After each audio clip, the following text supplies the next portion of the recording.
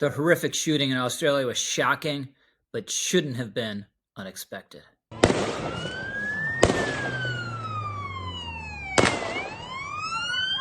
Hey everyone, I'm Rich Lowry of National Review. An infernal event at an idyllic spot there. Bondi Beach, iconic, peaceful, beautiful in Australia. A celebration of the beginning of Hanukkah interrupted by gunfire continuously, apparently uninterrupted.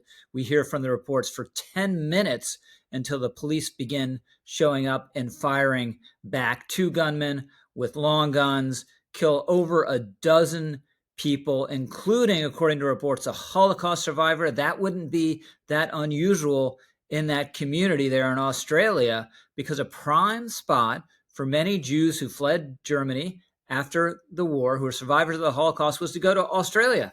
And why not? If you want to get as far as possible from Europe, Australia is a pretty good option, right? Get as far as possible from traditional European hatreds, Australia. Someplace safe, Australia.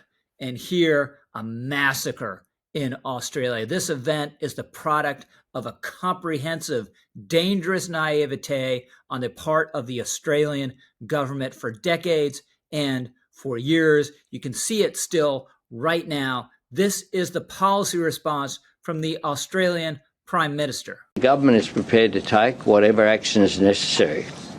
Included in that is the need for tougher gun laws. Of course, Australia already has very restrictive gun laws, and those guns did not set out on their own to kill Jews. Those guns weren't anti-Semitic and anti-Zionist. You had 2 men who set out to kill Jews. How did that happen? Where did that come from? Well, it's multi-layered, but part of it is Australia has seen a stark rise in anti-Semitic incidents and agitation, especially since October 7th, vandalism, harassment, graffiti, massive anti-Israel and anti-Zionist protests in the streets. Stop starving Gaza! Stop starving Gaza! It was the protest that brought Sydney to a standstill. Thousands marching across the Harbour Bridge. Instead of reacting strongly against this, the government was passive or played along. A bunch of Labour Party officials were part of that march over the Sydney Harbour Bridge. When the Prime Minister finally felt compelled to appoint an anti-Semitism envoy in reaction to all this agitation, he also appointed, for no good reason, an Islamophobia envoy as well. He recognized a state of Palestine. The government gave credence to the notion that Israel, the Jews, were committing genocide in Gaza in Israel's wholly justified defensive war against Hamas. And this went much deeper than anything, all this around the Western world, much deeper than anything Israel was doing in Gaza, because the agitation was initially unleashed by the October 7th attack itself, which served as a kind of bat signal all around the world that it was open season on the Jews. It unleashed this sentiment. Why has any of this been happening in Australia? Australia is indeed, as those Jewish emigres thought long ago, far removed from Europe, far removed from the Middle East and those kinds of attitudes, or at least you would think. But no, Australia has, in effect, imported them. As my colleague Andy McCarthy points out, in 1981, about 41,000 Muslim immigrants in Australia, 0.03% of a population of 14 million.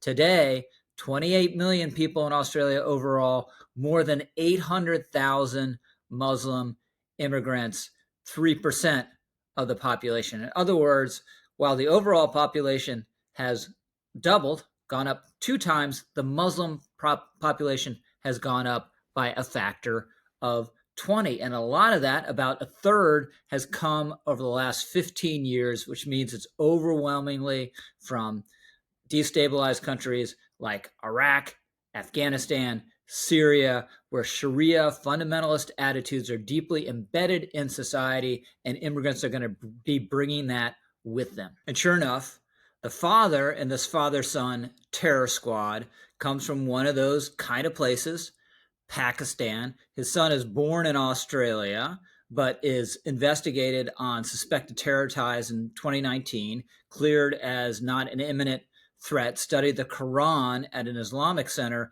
outside Sydney. Now, obviously, not all Muslim immigrants are bad. Not everyone who studies the Quran is a terrorist. In fact, a hero in this story, who we've all heard about and are rightly hailing, was an immigrant from Syria who went and wrested a rifle away in the midst of this attack in a truly extraordinary scene. But the fact is, if you take in a lot of Muslim immigrants, you're likely to get some who believe in Islamic fundamentalism. And Sharia supremacist ideology is, as my colleague Andy McCarthy points out, to cite him again, inherently hostile to the Jews. As McCarthy notes, a couple big factors here. One is that under this doctrine, once Islam has controlled some territory at any point of time, it belongs to the faith and it must be taken back. So this obviously applies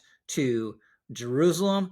Doesn't matter that Jews had been there for millennia before Islam was supposedly revealed to Muhammad. Islam makes a claim to Jerusalem based on Muhammad beginning to ascend to heaven there in 621. Then the Caliphate conquers it in the 630s, and it is held by Muslim authorities into the 20th century. So their attitude is, it's ours, and we are taking it back by any means necessary. Then there's just the free-floating animus to the Jews, because Muhammad fought Jewish tribes. There's an Islamic belief that in the end times, the Jews will be slaughtered. The Hamas Charter, which is deeply anti-Semitic, reflects this belief. The charter says that Hamas, quote, aspires to the realization of Allah's promise, no matter how long that should take, close quote. What does that refer to? Well, Muhammad said, quote, the day of judgment will not come about until Muslims fight the Jews, killing the Jews,